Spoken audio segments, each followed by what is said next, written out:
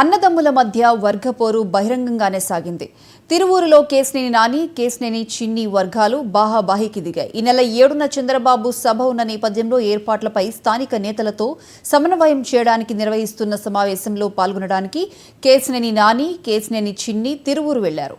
అయితే ఫ్లెక్సీలో కేశినేని నాని ఫోటో లేకపోవడంతో నాని వర్గం ఫ్లెక్సీలు చించి కుర్చీలను విరగ్గొట్టి ఆందోళనకు దిగింది. ఇక నియోజకవర్గ ఇన్ఛార్జ్ దత్తుపై కూడా నాని వర్గం ఆందోళన చేసింది.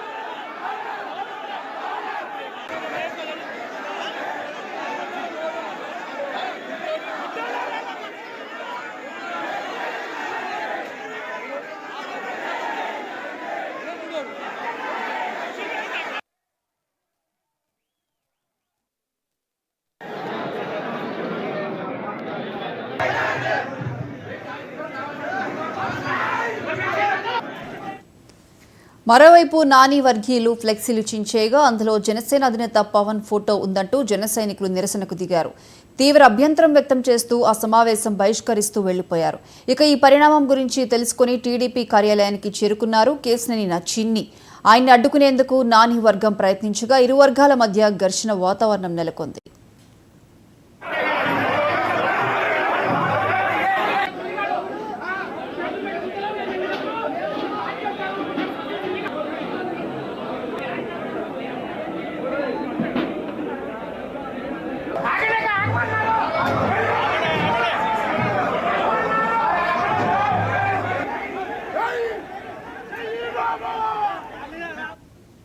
ఇరు వర్గాల అనుచరులు ఒకరిపై ఒకరు దాడులు చేసుకున్నారు. ఈ దాడులు అడ్డుకోవడానికి ప్రయత్నం చేసినా పోలీసులకు తీవ్ర గాయాలయ్యాయి. సతీష్ అనే ఎస్ఐ తలకి తీవ్ర గాయమైంది. దీంతో అతన్ని చికిత్స కోసం స్థానిక ఆసుపత్రికి తరలించారు.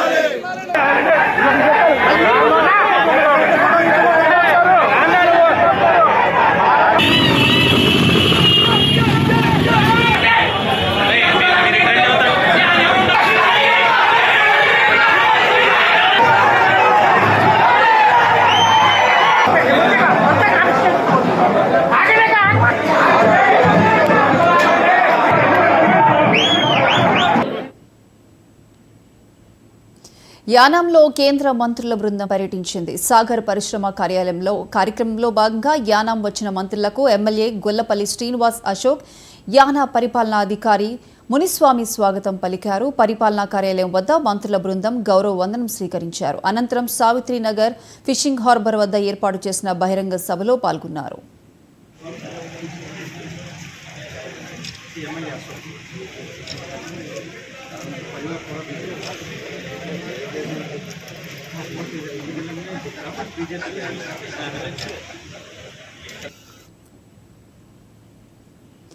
పారదర్శక పాలన అందిస్తున్న సీఎం జగన్ మళ్లీ గెలవాలని రాష్ట్ర ప్రజలు కోరుకుంటున్నారని అవనిగడ్డ ఎమ్మెల్యే సింహాద్రి అన్నారు. ఏపీలో 3,000 రూపాయలకు పెంచిన పెన్షన్ను ఆయన లంకమ్మ మాన్యంలో పంపిణీ చేశారు. ప్రభుత్వ ఉద్యోగులకు జీతాలు 10 రోజులు ఆలస్యంగా చెల్లిస్తున్నామని, పేదలకు మాత్రం పెన్షన్లను ముందే ఇస్తున్నామని చెప్పారు. జగన్మోహన్ రెడ్డి గారు ఇచ్చిన మాట ఏదైతే 3,000కి పెంచుకుంటూ వెళ్తానని చెప్పారో 1వ తారీఖు నుంచి 3,000 రూపాయలు చేసి ఆయన మాటను ఆయన నిలబెట్టుకోండి. నేనేమనుకుంటున్నానంటే తండ్రి దగ్గర నుంచి వచ్చిన వారసత్వం, ఆ వారసత్వ లక్షణాలే ఇవాళ జగన్మోహన్ రెడ్డి గారు ఇచ్చిన మాట నిలబెట్టుకునే పరిస్థితి. ఎంత ఇబ్బంది వచ్చినా, ఎంత ఆర్థికంగా ఇబ్బందుల్లో ఉన్నా ఖచ్చితంగా 1వ తారీఖు శాంక్షన్ ఇస్తున్నారు. దీని మూలంగా కొందరితో ఆయన మాట కూడా అనిపించుకుంటున్నాడు. ఎవరితో అంటే టీచర్స్తో, చిన్న చిన్న ఎంప్లాయీస్తో కొద్దిగా ఈ డబ్బులు 1వ తారీఖుకి ఇచ్చే పెన్షనర్స్ ఉన్నారే, భర్త చనిపోయి కాలు చేయి పనిచేయక, వయసు అయిపోయి ఇంటి వాళ్ళు పనిచేయక వీళ్ళకి ఆ పెన్షన్ వచ్చేది. మిగిలిన వాళ్ళకి ఇచ్చే జీతాలు ఏదో ఒక రకంగా 5-6 రోజులు 10 రోజులు అడ్జస్ట్ అవుతారు. వీళ్ళకైతే వీళ్ళ కుటుంబాలన్నీ ఇబ్బందిగా ఉంటాయని చెప్పి ముందు వీళ్ళకి పెన్షన్ ఇవ్వడం మూలంగా వాళ్ళకి 5-6 రోజులు 10 రోజులు లేట్ అవుతుంది. అది వాళ్ళు కూడా దాన్ని మంచిగా అర్థం చేసుకోమని కావాలని చెప్పి చేసిన పని కాదు. 5-6 రోజులుగా 10 రోజులుగా లేటుగా ఇచ్చేమాట నిజమే. కారణం ఇప్పుడు మనం చెప్పుకున్న వాళ్ళకి పెన్షన్, ఆ వృద్ధాప్యం, వికలాంగులు, వయసు అయిపోయిన వాళ్ళు వీళ్ళందరికీ ఇచ్చే పెన్షన్ని దాన్ని తప్పుగా అనుకోకుండా ఉండమని నా కోరిక. ఇవాళ ఎంత ఇబ్బంది అయినా ముందు ఇంటింటికి వెళ్ళి ఉదయాన్నే లెగ్గొట్టి పెన్షన్ ఇచ్చే పని చేసింది. విజయనగరం జిల్లా భోగాపురం మండలం చిన్న కౌలపాడ మాజీ సర్పంచ్ కొండపూర్ రమణ 50 మంది అనుచరులతో కలిసి వైఎస్ఆర్ కాంగ్రెస్ కు రాజీనామా చేసి జనసేన పార్టీలో చేరారు.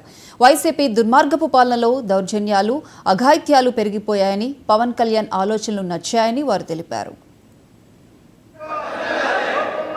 అందరికీ నమస్కారం.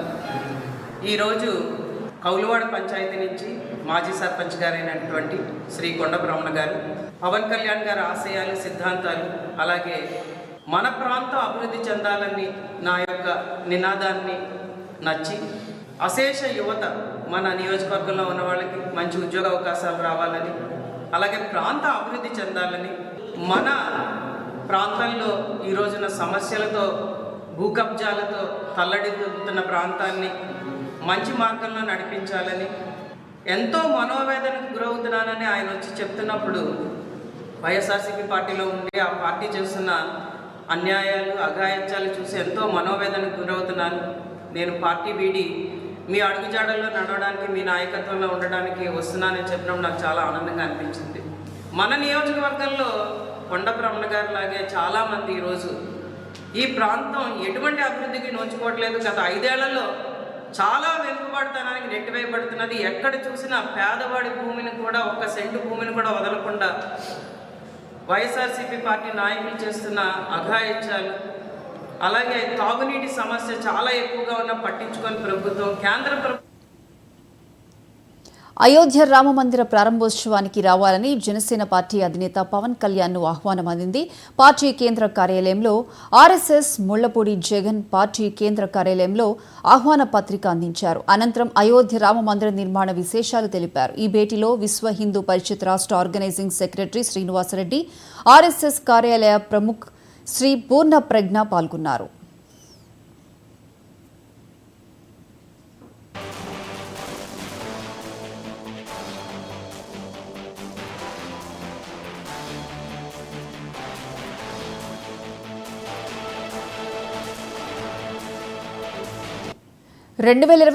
జనవరి 22న అయోధ్యలో రామమందిర ప్రాణ ప్రతిష్ఠ కార్యక్రమం జరగనుంది. ఈ వేడుకకు ప్రపంచ నలుమూలల నుంచి ప్రముఖులు హాజరు కానున్నారు. రజనీకాంత్తో పాటు రిలయన్స్ ఇండస్ట్రీస్ చైర్మన్ ముఖేష్ అంబానీ, రతన్ టాటాలు కూడా ఆహ్వానం అందింది. అయోధ్యలోని రామమందిర ఆలయంలో రామ్లల్లా పట్టాభిషేకానికి ముహూర్తం ఖరారైంది. జనవరి 22న మధ్యాహ్నం 12:20 రాముడి పట్టాభిషేక కార్యక్రమం జరగనుంది. ఈ విషయాన్ని శ్రీరామ జన్మభూమి తీర్థక్షేత్ర ప్రధాన కార్యదర్శి చంపత్రాయ్ తెలిపారు. పట్టాభిషేకం తర్వాత హారతి, సూర్య సప్తమయం అనంతరం దీపాలను వెలిగిస్తారని వెల్లడించారు. ఇక రామ్లల్లా ప్రతిష్టాపన కార్యక్రమానికి ప్రధాని మోదీ ముఖ్య అతిథిగా హాజరవుతారని చెప్పారు. ప్రధాన వాస్తు శిల్పి ఆచార్య సత్యేంద్ర దాస్ ఈ విషయంపై స్పందిస్తూ రామ్లల్లా విగ్రహం కర్టెన్ను ప్రధాని మోదీ మాత్రమే తొలగిస్తారని తెలిపారు. అనంతరం రామయ్యకు కాటుక దిద్ది విగ్రహానికి బంగారు వస్త్రాలతో అలంకరిస్తారని వెల్లడించారు. ప్రత్యేక పూజలతో పాటు 56 నైవేద్యాలను సమర్పిస్తారని పేర్కొన్నారు. ప్రాణ ప్రతిష్టకు ముందు బాలరామయ్య విగ్రహాన్ని అయోధ్యలో ఊరేగింపునకు తీసుకువెళ్తారని చెప్పారు.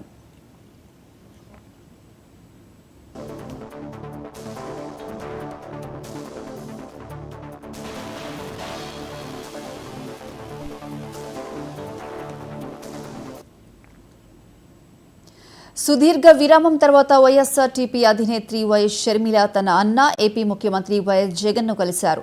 తాడేపల్లిలోని సీఎం జగన్ నివాసానికి వెళ్లిన షర్మిల ఆయనతో సమావేశమయ్యారు. అంతకుముందు రోడ్డు మార్గంలో తాడేపల్లికి బయలుదేరారు. తన కుమారుడు రాజారెడ్డి వివాహ ఆహ్వాన పత్రికను వైఎస్ జగన్ తన వదిన వైఎస్ భారతీలకు షర్మిల అందించారు. జగన్ నివాసంలో షర్మిల దాదాపుగా అరగంట పాటు ఉన్నట్లుగా తెలుస్తోంది. జగన్ దంపతులకు శుభలేఖను అందించిన తర్వాత షర్మిల ఢిల్లీకి బయలుదేరారు.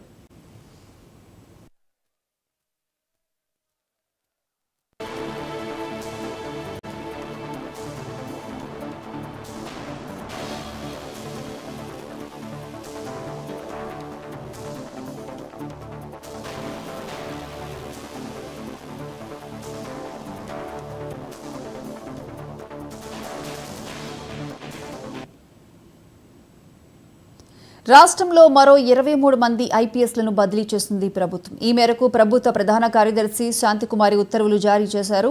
సాంకేతిక సర్వీసుల అదనపు డీజీపీగా వివి శ్రీనివాసరావును నియమించింది. పోలీసుల నియామక బోర్డు చైర్మన్గా ఆయనకు అదనపు బాధ్యతలు అప్పగించింది. కోఆర్డినేషన్ డీఐజీగా గుజరావ్ భూపాల్, మహిళా భద్రతా విభాగం డీఐజీగా రెమా రాజేశ్వరి, రాజేంద్రనగర్ డీసీపీగా సిహెచ్ శ్రీనివాస్, హైదరాబాద్ ట్రాఫిక్ డీసీపీగా ఆర్ వెంకటేశ్వర్లు, రామగుండం పోలీస్ కమిషనర్గా ఎల్ఎస్ చౌహాన్, ఎల్బీనగర్ డీసీపీగా సిహెచ్ ప్రవీణ్ కుమార్, టీఎస్ ట్రాన్స్కో ఎస్పీగా ఉదయ్ కుమార్ రెడ్డి, మాదాపూర్ డీసీపీగా జి వినత్ను నియమించింది.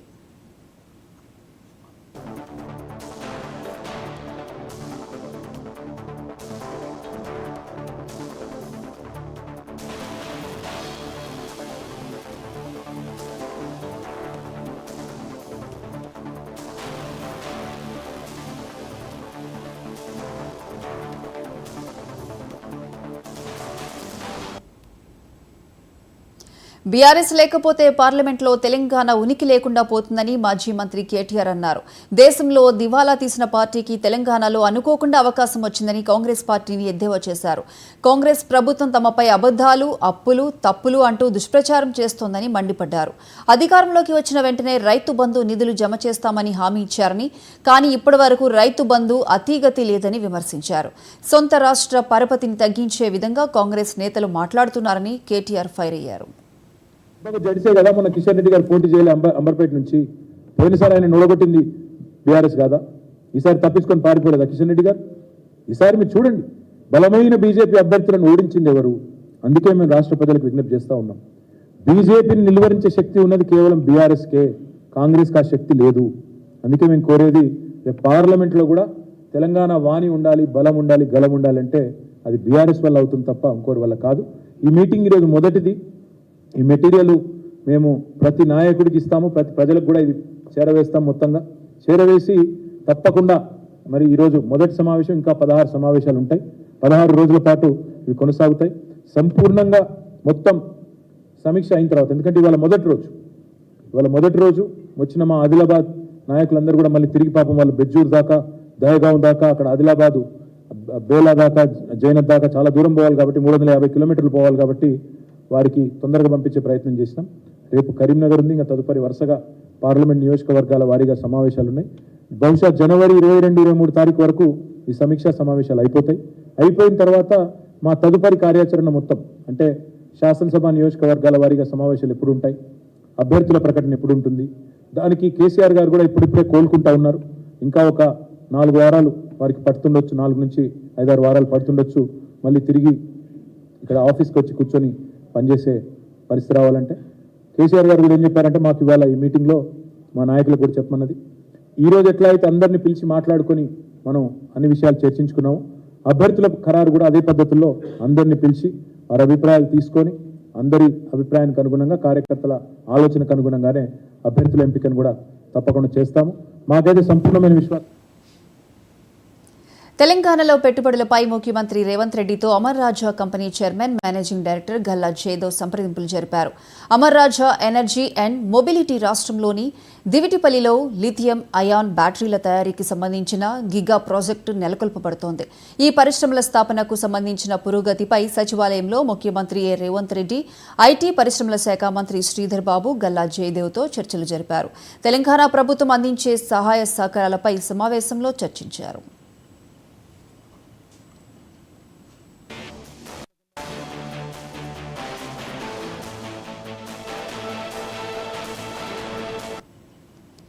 Amar Raja energy and mobility భారతదేశంలోని ప్రముఖ ఎనర్జీ స్టోరేజ్ మరియు మొబిలిటీ ఎంటర్ప్రైజ్లో ఒకటి. పారిశ్రామిక ఆటోమోటివ్స్ రంగంలో ప్రయోగించే బ్యాటరీల తయారీదారులలో అతిపెద్ద కంపెనీ. పెరుగుతున్న ఎలక్ట్రిక్ మొబిలిటీ మరియు ఎనర్జీ స్టోరేజ్ మార్కెట్కు అనుగుణంగా అడ్వాన్స్డ్ ఎనర్జీ స్టోరేజ్ టెక్నాలజీని ప్రవేశపెట్టేందుకు మహబూబ్ నగర్ జిల్లా దివిటిపల్లిలో అమర్ రాజా ఒక గిగా కారిడార్ను ఏర్పాటు చేస్తోంది.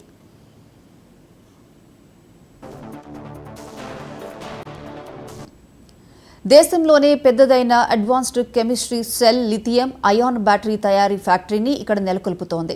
Telangana new energy park battery pack assembling unit శంషాబాద్లోని ఈ పాజిటివ్ ఎనర్జీ ల్యాబ్స్ పేరుతో రీసెర్చ్ అండ్ డెవలప్మెంట్ హబ్ను ఏర్పాటు చేయనుంది. మొత్తంగా 9,500 కోట్ల రూపాయల పెట్టుబడులకు కంపెనీ ముందుకొచ్చింది. దీంతో దాదాపు 4,500 మందికి ఉద్యోగాలు లభిస్తాయి. దాదాపు అదే సంఖ్యలో పరోక్షంగా ఉపాధి లభిస్తుంది.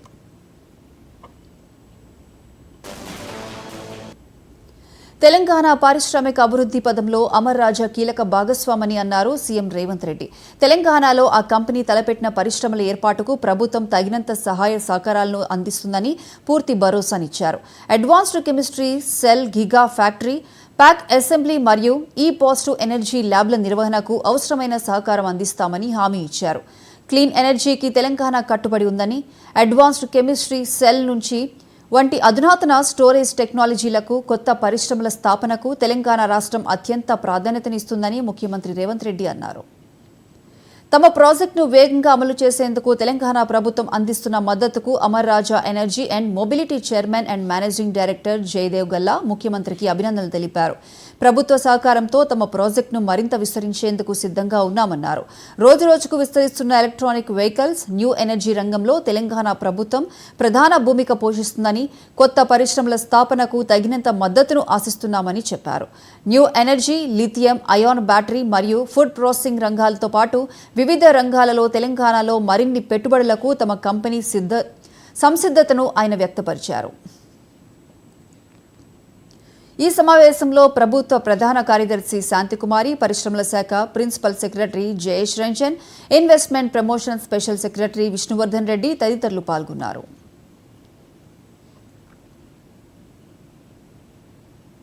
తెలంగాణ ప్రభుత్వం మరోసారి భారీగా ఐఏఎస్ అధికారులను బదిలీ చేసింది. ఇరిగేషన్ కార్యదర్శిగా ఉన్న స్మితా సబర్వాల్ను తప్పించి ఫైనాన్స్ కమిషన్ కార్యదర్శిగా నియమించింది.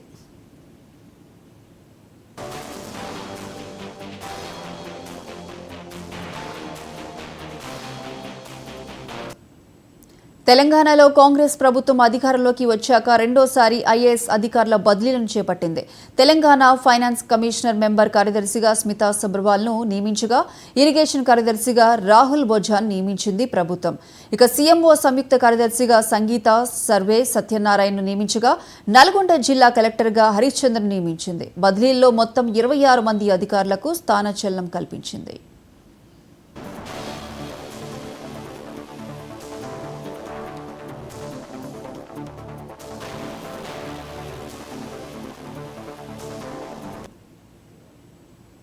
సంక్రాంతి సందర్భంగా యాదాద్రి భువనగిరి జిల్లాలో గ్రామీణ క్రీడల పోస్టర్ను బీఆర్ఎస్ నాయకులు జిట్టా బాలకృష్ణారెడ్డి ఆవిష్కరించారు. జనవరి 12న జాతీయ యువజన దినోత్సవం సందర్భంగా యువజన సంఘాల ఆధ్వర్యంలో జిట్టా రాధమ్మ ఫౌండేషన్ సహకారంతో 3 రోజుల పాటు సంక్రాంతి సంబరాలు నిర్వహిస్తామన్నారు జిట్టా బాలకృష్ణారెడ్డి.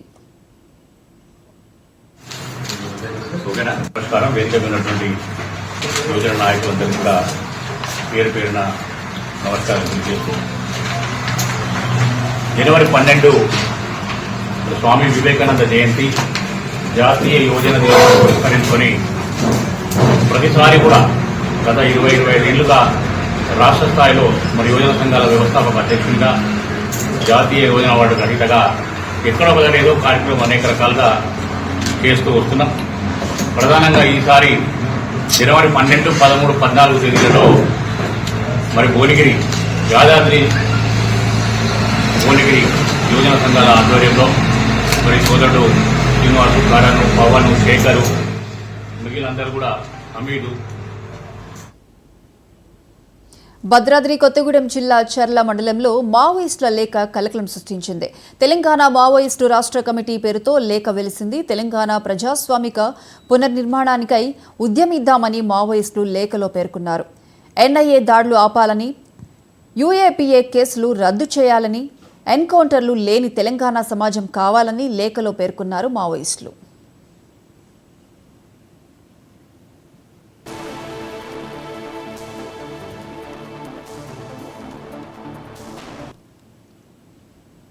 అల్లూరి సీతారామరాజు జిల్లా రంపచోడవరంలో అంగన్వాడీలు చేస్తున్న సమ్మె 23వ రోజుకు చేరింది. తహసీల్దార్ కార్యాలయం ఆవరణ దీక్షగా శిబిరంగా నుండి పెద్ద ఎత్తున ర్యాలీగా బయలుదేరిన అంగన్వాడీలు సబ్ కలెక్టర్ కార్యాలయానికి చేరుకున్నారు. ఈ కార్యక్రమంలో సుమారు 500 మంది అంగన్వాడీలు, హెల్పర్లు పాల్గొన్నారు. వీరికి సిఐటియు, గిరిజన సంఘం, ఎస్ఎఫ్ఐ నాయకులు మద్దతు తెలిపారు. సబ్ కలెక్టర్ అందుబాటులో లేకపోవడంతో కార్యాలయ అడ్మినిస్ట్రేటివ్ అధికారి ఎం సావిత్రికి వినతిపత్రం అందజేశారు.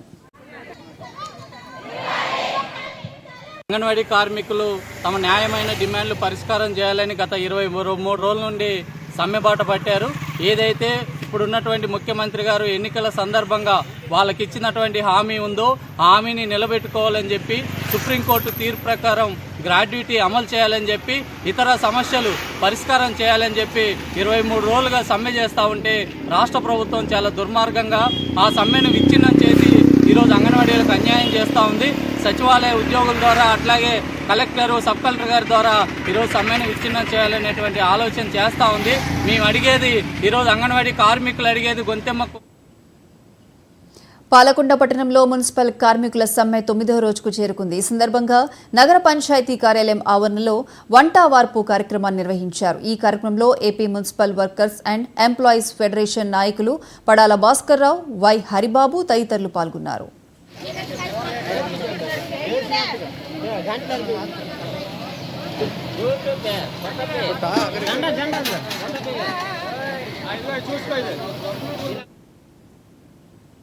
నిర్మల్ జిల్లాలో ఉద్రిక్తత నెలకొంది. దలావర్పూర్ మండలంలోని గుండంపల్లి వద్ద నిర్మిస్తున్న ఈథనాల్ ఫ్యాక్టరీ పనులకు అడ్డంకులు రోజురోజుకు ముదురుతున్నాయి. ఫ్యాక్టరీ పనులకు వెంటనే ఆపివేయాలని గ్రామస్తులు, రైతులు ఆందోళన చేశారు. ఇందులో భాగంగానే గుర్తు తెలియని వ్యక్తులు ఫ్యాక్టరీ వద్దకు చేరుకొని పెద్ద ఎత్తున ఆందోళన చేపట్టారు. అక్కడే ఉన్న పలు సామగ్రితో పాటు స్కార్పియో కారును సైతం తగలబెట్టారు.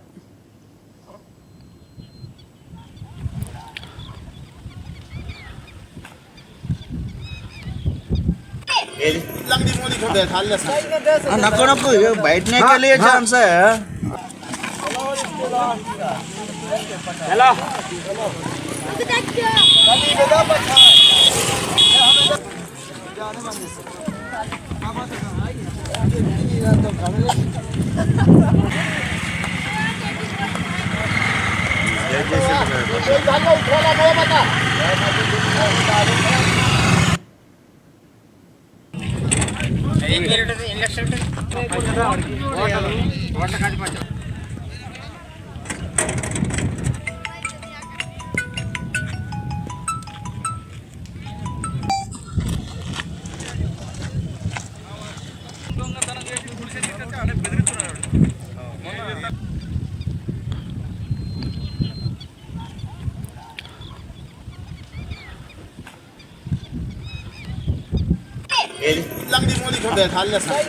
नको बैठने के लिए चांस है।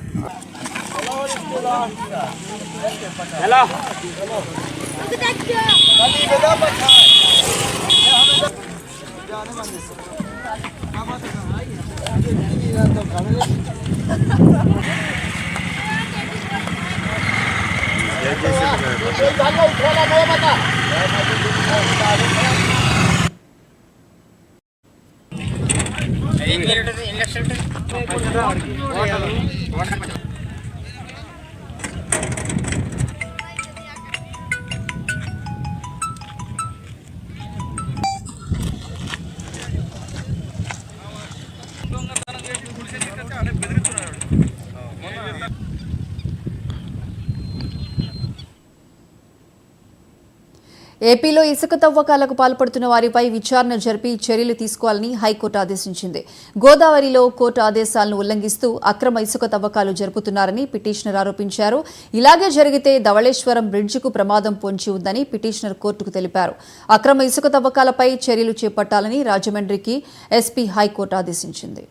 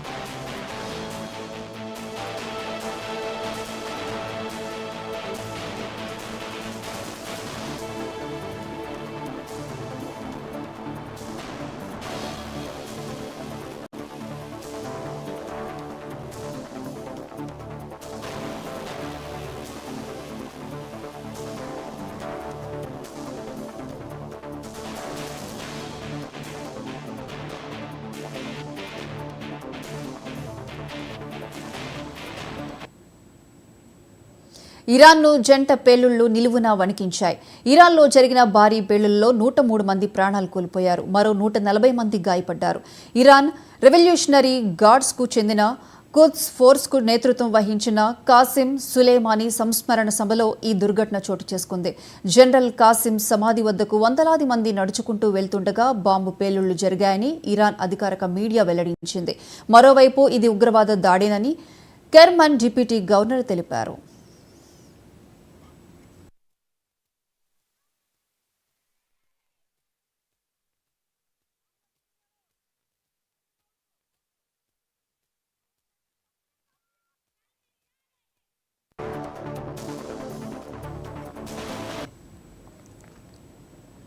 ఆదిలాబాద్ జిల్లా నేరేడిగొండ మండలం కుప్తి జాతీయ రహదారిపై ప్రమాదం జరిగింది. హైదరాబాద్ నుంచి నాగ్పూర్ వెళ్తున్న నారింజ పండ్ల లారీ అదుపు తప్పి బోల్తా పడింది. దీంతో స్థానికులు నారింజ పళ్లను సంచుల్లో తీసుకువెళ్తున్నారు.